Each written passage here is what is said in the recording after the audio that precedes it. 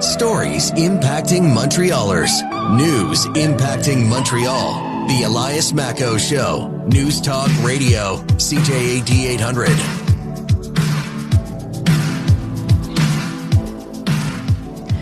You might have caught this story on the news, and we were talking about it also with the panel on the Big Five this morning. Parc Jean-Drapeau has looked at the possibility of allowing treasure hunters to dig at the park, looking for a treasure that was buried decades ago, 1981, by an American author.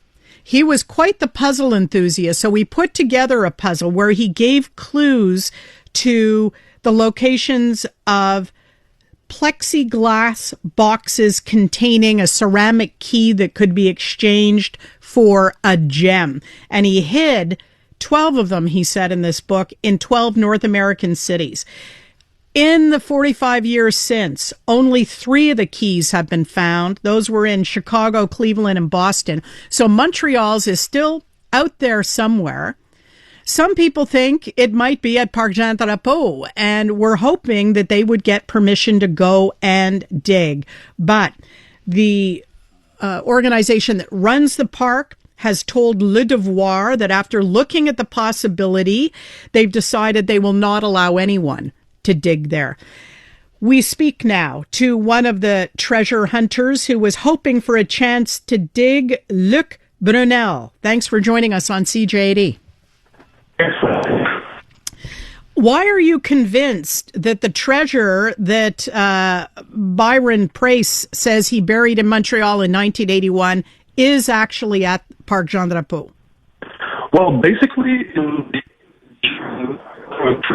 image number 9, you have a flower on the man's side clothing, and that flower corresponds to the birth month of the month for Montreal as October, and so a Ausmus flower. Yeah, Luke, I'm just going to stop you now because we're having trouble with your phone line. It's cutting in and out, and we're not able to understand you very well. So I'm going to flip you back to our producer, and hopefully you'll be able to maybe hang up, call back, and we'll get him. Because I really want to hear the details, and I'm missing every second word, and our listeners are as well. So, Maxime, if you could take care of that and try and establish a better way of communicating with Luc, that would be handy. What I find interesting is that some of the treasure hunters are convinced that this treasure is at Parc Jean-Drapeau. Others seem to think it might be up on the mountain. And I think we talked about this a couple of years back. Because there were people who wanted permission to go up on the mountain or were looking on the mountain. And there's all kinds of concerns when you think about people going up randomly and digging holes. How big are the holes? What are they just digging up turf? Are they digging up plants that are they damaging tree roots? Are they even filling in the holes when they're done? Are people going to break their ankles, stepping into holes that aren't supposed to be there? So I think there are a lot of concerns about the notion of digging. However, as we discussed on the panel, there's also this idea that you might be able to make it a thing. You might be able to make it a big tourism push for Montreal, saying we're going to allow this in an organized fashion. And the treasure hunters are going to have to register with us, and we're going to allow digging here or there, but not there. And it's all going to be controlled, and it's going to be a big international PR win for the city of Montreal. So I suppose there's a possibility of that too. But Parc Jean-Drapeau, the officials there are saying no. They looked at that, and that is not something that they want to entertain. There is some work coming up, and this is what we wanted to talk to Luc about. There is some work coming up at the park, and he's hoping he might be able to work in conjunction with that, and that would be next year. Do we have Luc back on the line? No, we still haven't reestablished contact. That's so disappointing. The small plexiglass box, as I mentioned, contains a ceramic key, and that's the key that you then go and exchange for a gem of some value. One of the problems, of course, with this is that the author, Byron Price, has died. He died in a traffic accident nearly 2 decades ago. So it's not like we can go to him and say, listen, could you narrow it down so people aren't randomly digging holes all over Montreal's landscape? I don't know if he would have either. I don't know if he would cooperate with that type of a venture. I don't know if he would have gone for that, because he seemed to be one of these diehard mystery people, puzzle people. And if you've seen the analysis of the illustrations that came along with the clues, you understand how devoted people are to puzzle solving, because they have teased out evidence out of the illustration that you could not believe. Trudy, I have the actual clues here, which are really, really interesting. It's just a very short verse. Okay. And the way that it ends is very interesting.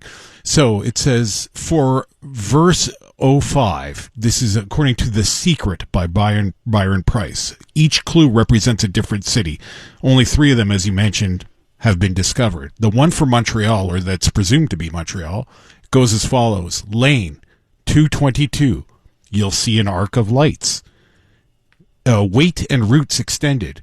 Together save the sight of granite walls. Wind-swept halls. Citadel in the night. A wingless bird ascended. Born of ancient dreams of flight. Beneath the only standing member of a forest to the south.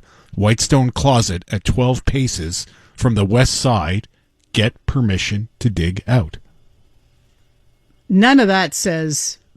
I don't know where they're getting Jean-Drapeau Park. Yeah. I guess you'd have to go and stand in the park and look around and see if any of that fits. I know that people, if you go into the online discussion groups, people have teased out some evidence. Yeah, and the problem is you have to look at maps from the late 70s and early 80s in order, because things have changed since then. Yeah.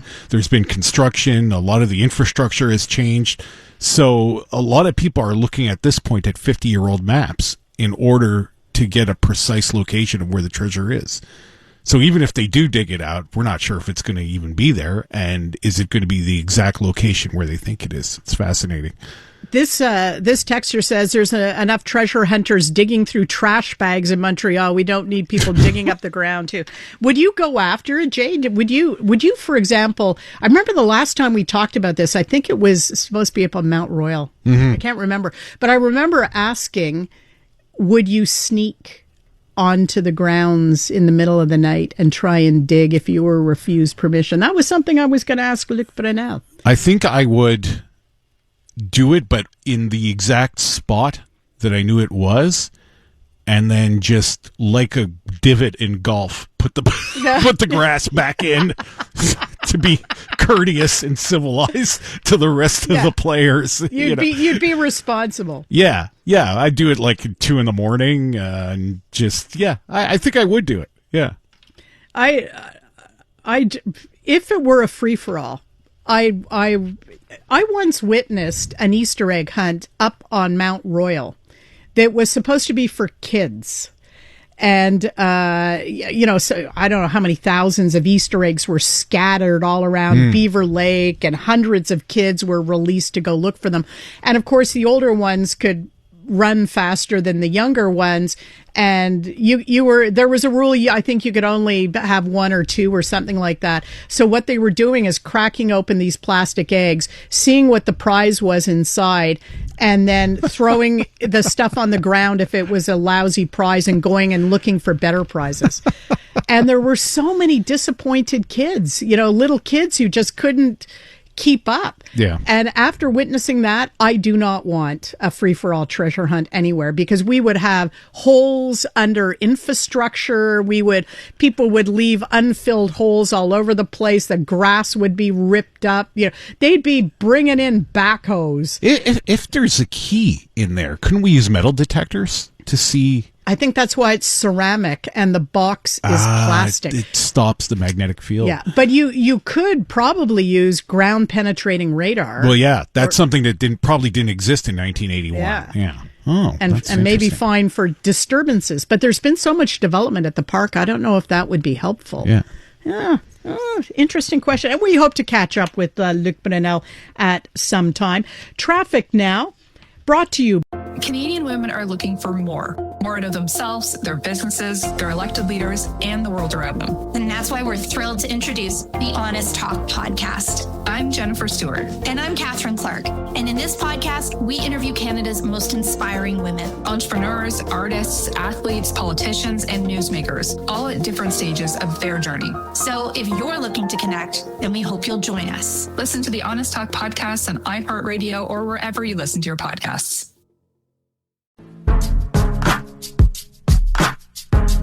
Montreal, the everyday and the extraordinary. The Elias Macco Show on CJAD 800. This seems to be a real Montreal type story. A resident of NDG, away on a nice little vacation, returns to find her driveway inaccessible due to road work. Not a lot of notice provided. Some of the neighbors say, well, we only got the notice the day before that they were going to be digging up our street and we weren't going to be able to get in or out of our driveways. Is this something that Montrealers have just come to expect? Are we just shrugging our shoulders when we hear stories like this now? Let's talk to the NDG resident in question. Alison Aylward joins us on CJAD 800. Hi, Alison. Hi. Set the scene for us. You were returning from where to find what? I'm originally from Newfoundland, and I have a place there in Crockers Cove, Carbonear. So we were there for 10 days for a family wedding. And there was no notice, just to clarify that point. Notice was received by some residents via, just a Xerox sheet that was placed in the mailboxes 2 days after work had commenced. Before I left, there were just no parking signs up both sides of the street.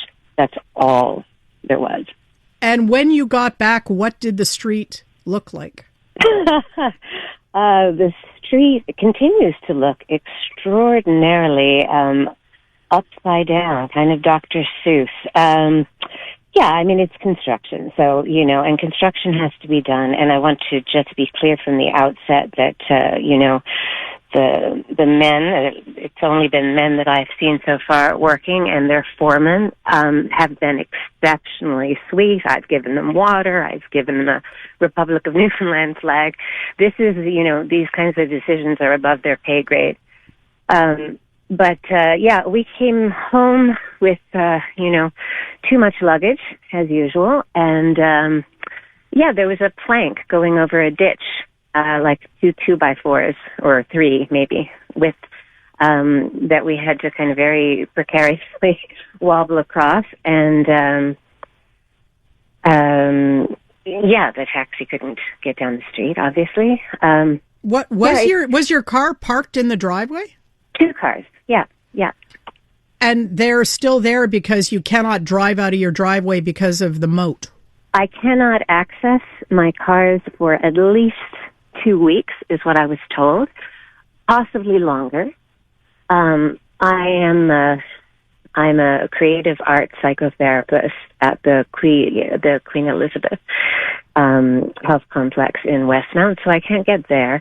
I can't Zoom for work because the background noise from the jackhammers and the cement mixers, etc., is just breathtaking. Not in a good way. I also teach. I'm part-time faculty, and I can't get there. So it's really, these are small inconveniences relative to what other people are contending with, right? It's ironic to me. I'm very, very privileged, and I've become, just because I kicked up a bit of noise by trying to contact the borough rep for Notre-Dame-de-Grâce Côte-des-Neiges, and didn't receive any meaningful interchange with them. I posted a video of what was going on the street. I don't even know that I remarked on it. I might have on one of them. And then the news started contacting me, and I'm very glad they did.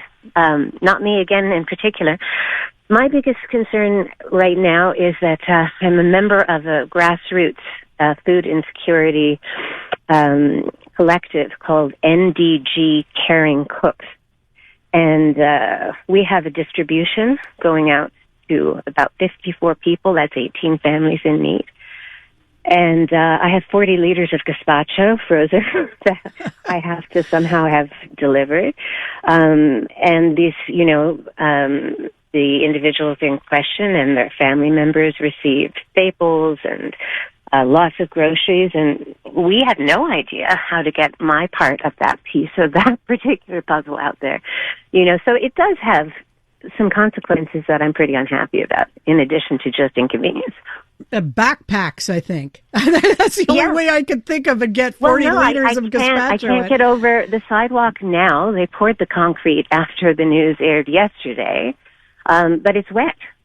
Yeah. And it's wide. They widened the sidewalks, and the long-term ramifications of that are that the CTM buses, 11 of them actually, park from late August to the end of the school year to service École Secondaire Côte Saint-Luc, which is just opposite me.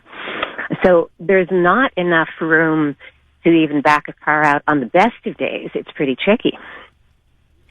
This is what the borough has told us after inquiries, that residents whose sidewalks are currently under construction will regain access to their parking spaces by the weekend.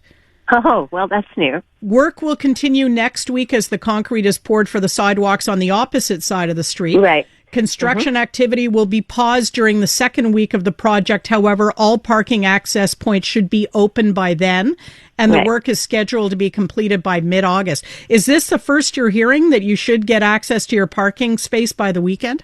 Oh, absolutely. Yeah, there's been nothing said of that nature.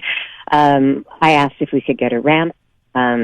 Somebody who was just working on site kind of jokingly said, well, you can just get some wood and back out over it. And this is a ditch, like it was a chasm, Yeah, you wouldn't want to risk your car, unless they brought one of those metal, the metal plates they use on highways. Absolutely, yeah. No, and then I was told in no uncertain terms that I was not permitted to do that. I couldn't even try and investigate.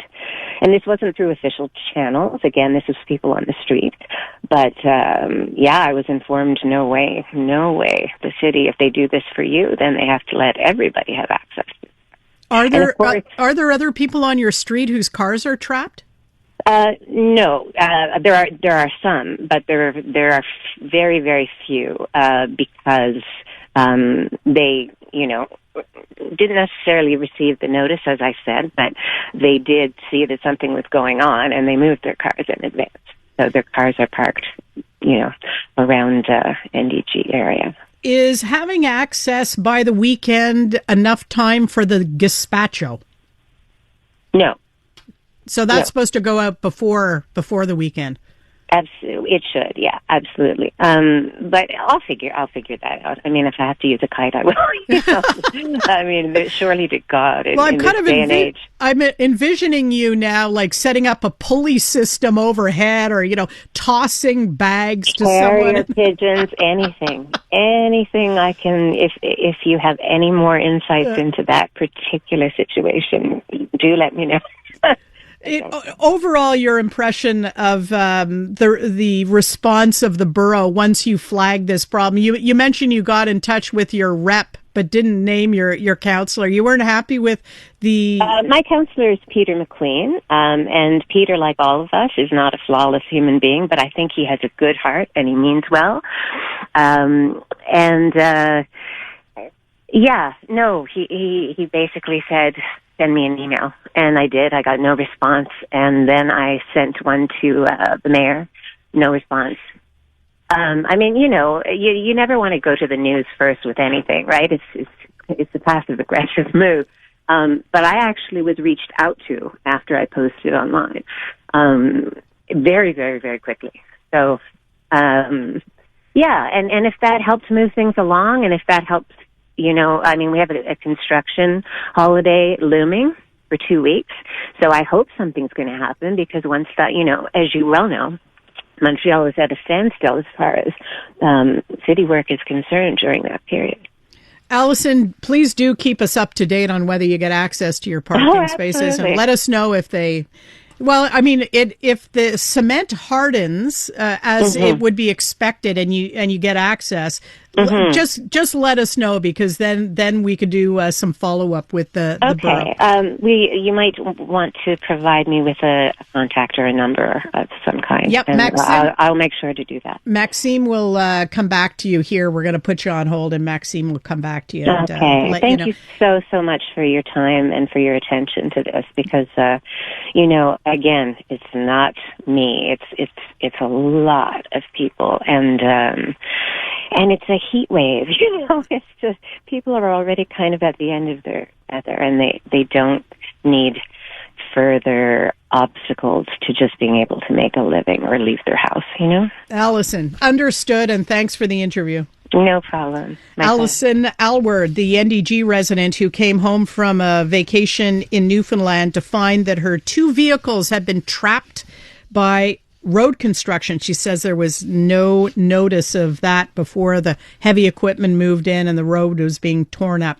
When we return after the 10:30 update, we'll speak to the Guardrail guy. iHeartRadio is throwing it back. 2010s, the decade. To the days of huge hits and unforgettable anthems. A non-stop stream of the biggest and best. Drake, Rihanna, Beyonce, Katy, Gaga, The Weeknd, and more. All your decade-defining favorites, all in one place. Hi, it's Katy Perry. Hey, it's Bruno Mars. This is Kesha. Find 2010's The Decade on the free iHeartRadio app. Preset the station so it's always one tap away. The Elias Macco Show, on demand. On demand. Don't miss a thing. Find your favorite clips at CJAD800.com and on the free iHeartRadio app. In transit coming up, we will speak to a grieving dad who channeled his emotional pain into a mission to make us all safer by taking a closer look at guardrails. That's coming up on the Elias Macco Show. Miss something? It's never been easier to catch up. Find CJAD 800 podcasts on the iHeartRadio app. iHeartRadio. Or click audio on our page. On our page. CJAD800.com. CJAD800.com. Hey, I'm Ruby Carr, the host of the podcast Encore. Check out our brand new episodes featuring music from the show that everyone is reheating as we speak, Heated Rivalry. Join me as I go behind the songs that brought Shane and Elia together. I'll tell you the stories of Feist, My Moon, My Man, Wolf Parade's I'll Believe in Anything, and Tattoo's All the Things She Said, and how they all became a part of this global phenomenon. Stream Encore on iHeartRadio, Crave, or wherever you get your podcasts.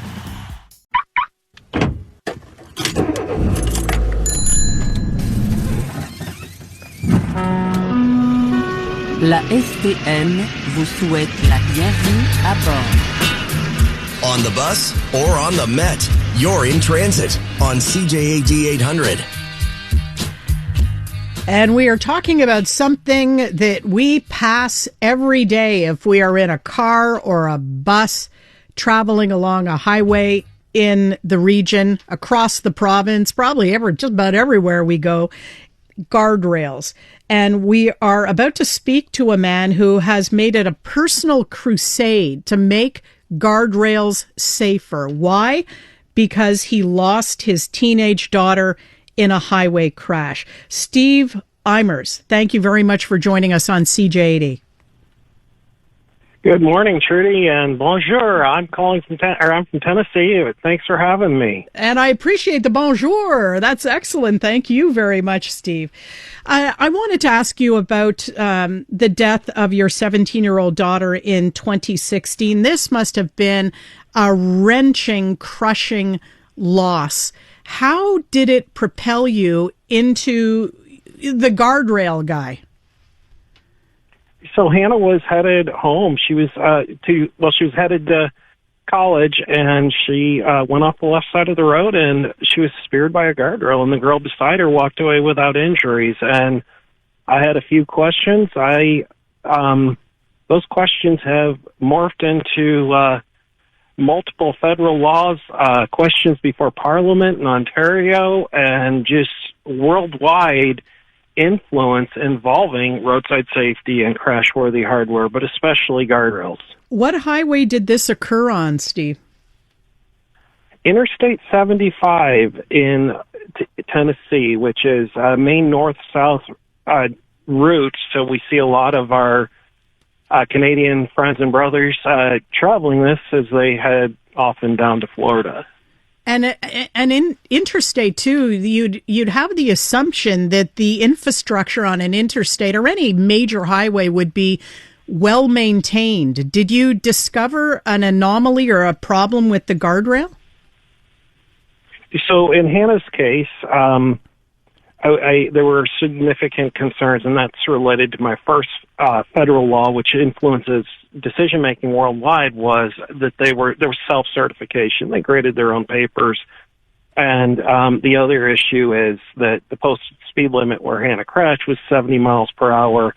These guardrails are only tested to 62 miles an hour, which 100 kilometers per hour. So we dealt with the issue of integrity in crash testing. Now we're working on some other stuff at the federal level in the U.S., but which will trickle worldwide. But we really need to increase our highway speed crash testing to align with highway speeds.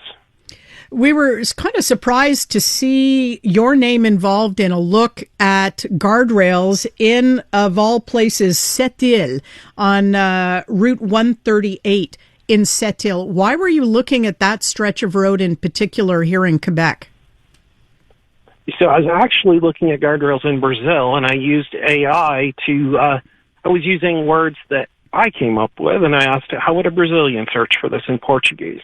And I got very interesting results. So I said, I'm going to try this in French. And I said, how would somebody who speaks French in Montreal search for this? And I found a crash on 130 that had speared the vehicle. And when I looked at Google Street View before and after the crash, I saw major installation errors. And I looked at the guardrails adjacent to it, and I found major installation errors that could explain what happened in that spearing crash and are likely to produce other serious, deadly outcomes. And I continued to search, and I found significant installation errors across the province, but especially on 130 in the Sept-Îles area. Talk to us about installation errors with guardrails. When I look at one, it looks like a fairly easy install. A lot of these things seem to have wood posts that go into the ground, and then you've got this strip of corrugated metal that's it's attached. What mistakes are being made in the installation of guardrails? So they're actually highly engineered devices, highly tested, and every hole matters. Every bolt matters. The rails, there's a term coined called Frankenstein guardrails. And this is where you mismatch parts from different systems. So in the spearing crash that we saw on 130, they added washers where they shouldn't be that locked the system in place, which could explain why it speared the vehicle. And I saw a lot of parts mismatched, used, because for the layperson, they don't realize that every bolt matters, every hole matters, that the rails, everything has to match up. These are really highly engineered products. I was reading, too, that end caps are a problem and components being installed the wrong way up. That happens as well? Absolutely. So the replacement unit at this one location where this impalement crash took place in Quebec, the orientation on the replacement one, the second rail is installed upside down and backwards. And across the United States, I have guidance from California DOT, and that's associated with 25 fatal crashes across the United States. One of them was non-fatal, but a little boy, Liam, out in California, he was 4 years old. He was permanently maimed. They have to be right. I think I certainly had no idea it was this complicated to install these types of guardrails on highways. What are you advocating as a fix for Quebec, aside from maybe inspectors going out and taking a closer look? Because you say you found multiple problems with that stretch of road you looked at. Well, and as I looked across, I looked in Montreal, I looked at various locations across the province, I found additional errors. The big thing that we're pushing now is, as part of the highway reauthorization bill in Washington, D.C., is within the Build America 250 Act, is to clear installation instructions. So, and most of these products are being developed by manufacturers in the United States that would assist in Canada by giving clear installation instructions and then on product labeling. IKEA has learned this long ago, that this side up stickers, directional arrows, and other on product labeling that just that this product, stickers that say SKT Rail 1, SKT Impact Head, so that we just basically do for guardrails what IKEA does for basic furniture that we may use around our home. It could be that easy in a lot of cases. An arrow that says this way up, install this here. It's mind-boggling that absolutely. Could be life-saving. And a sticker arrow could be life-saving. I cannot tolerate that somebody in Quebec or somewhere else around the world could lose a child like we lost our Hannah because of the lack of a this side up sticker. And understand, I found almost 20 upside down rail number 2s in the province. And that would indicate there's probably hundreds. That's not acceptable.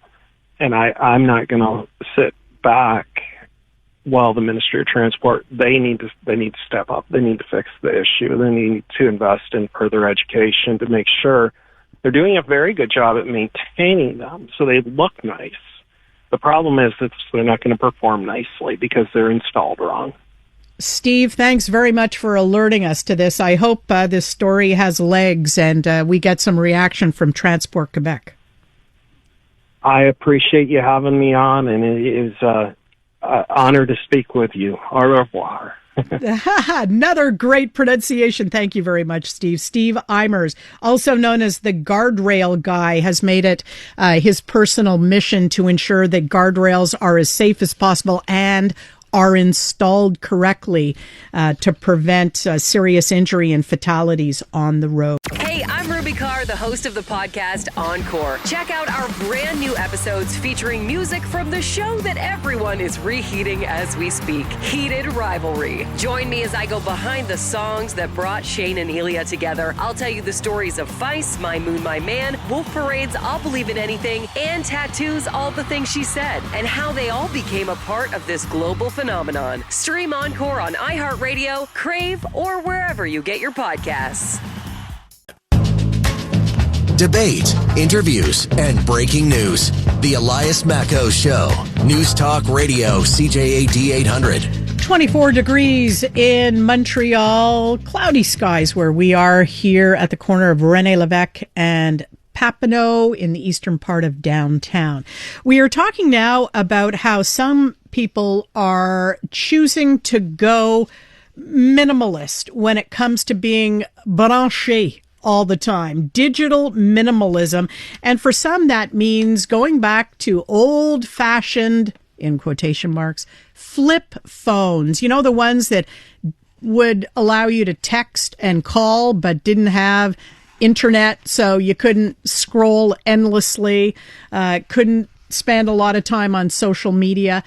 For young people, this might be of particular interest, and we are joined now by a psychologist who has done some work looking more closely at the phenomenon, Dr. Blake Ausmus. Thanks for joining us on CJAD. Yeah, thanks for having me. How did you become interested in having kids partially disconnect by switching from smartphones, which are internet connected, to flip phones? Hey, do you know what? That is a really cool story because it was actually a high school kid that approached me. It was like, hey, Dr. Blake, I know that you do brain scans. A bunch of my friends and I were talking. We thought, hey, if we were to switch to flip phones for a couple of months, do you think you would notice a difference in the way our brain's functioning? And I thought, well, I think that's a great thing to look into. Let's check it out.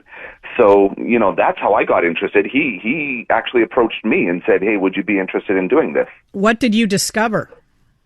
Now, that's the really cool thing is we found a decrease overall in the alpha brainwaves and the theta brainwaves. Now, those brainwaves are typically associated with a calm state and then getting a little bit slower into like the subconscious, the daydreamy type of brainwave. When we're seeing a decrease in that, typically that means less brain fog, better focus.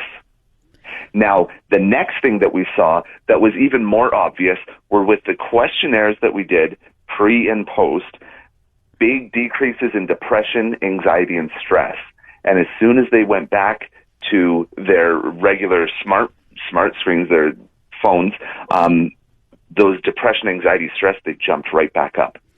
Based on your findings, would you be willing to recommend this as at least an experiment for parents of teenagers, is to try the flip phone if they feel their child is just too glued to the smartphone or is experiencing the downsides? It's absolutely something that I have recommended and will continue to recommend. And to be honest, partway through this research, I myself decided I wasn't brave enough to go all the way to flip phone, but I did put in limits to reduce my time on my screen. And what did you find as an adult? I can say within a week, I was happier. And the big thing is I noticed I was spending less time worrying about political issues and things like that, and focusing more on like the real world. And the funny thing is that I find that the real world is actually a lot better than what it looks like when you're looking on social media. Oh, that's interesting. So on social media, you think that, it's the big bad world out there, but when you're actually in it, it's less so? Absolutely. That is how I see it. And I always joke that, I feel bad for AI because I think AI gets a really negative skew of how our world actually is. Outside in the real world, people are holding doors for each other and are kind to each other. And it's a lot more positive of a world than it looks like through the lens of our social media. Where is your curiosity about this phenomenon taking you now? Can you foresee in future following up in some way with more research or a different angle? So I really wish that there was more research going on about this right now, but it's hard for me to find. Now, I do think that it's not just going to be teenagers that can be affected by this. And I know that in Canada, they're looking at laws for 16 years old and under, but it doesn't just change once we hit 18 that it doesn't affect us. But I do think that it's going to be tougher to convince adults to make a change. We really feel like we need it a lot more, which is debatable. Do we really need to have these smartphones with us? I will say, something really interesting. When talking with these high school kids, they would say, yeah, I don't have my smartphone, but I still need social media. I still need I still need my iPad for things, and they would still use those things. So it wasn't completely taking them away from it, but the big reduction reduces that compulsivity of just reaching for your phone whenever you're bored. A 30-second nugget of advice for anyone. Maybe they're not ready for the full flip phone treatment, but they want to go your route and cut back. Is hard, maximum times, or maybe just no social media outside of certain hours? How would you advise people to proceed? Oh, I like that, and I am very big about that. The witching hours, once it gets late in the night, our blood flow in our brain is reducing, so we're making poorer decisions. And that's when, especially teenagers, their conversations just become a lot more emotionally motivated and less logical and more negative overall. So definitely a hard limit late at night. And I also encourage having, daily limits on how much time you spend on social media. A lot of these social media apps can put these limits on for you, and you can adjust them yourself, but it really helps you to keep on top of that. I definitely recommend that. Dr. Blake Ausmus, thank you very much for sharing your advice. Hey, thanks for having me. Dr. Blake Ausmus is a psychologist and lead author of that study we were talking about that had teenagers switching from smartphones to flip phones for a while. Coming back, we will talk about whether flooding has become the new normal, and as a homeowner, what you can do to help protect your property. And you know what? It's going to cost. Listen, and you're there for heart-wrenching knockouts, world's biggest stage, and breathtaking triumph. 2026 FIFA World Cup, the knockout stage. Every match, every moment. Listen on TSN Radio. Join the Globe on the road to the July 19th final. 2026 FIFA World Cup. Stream it all live on TSN Radio. Available on iHeartRadio.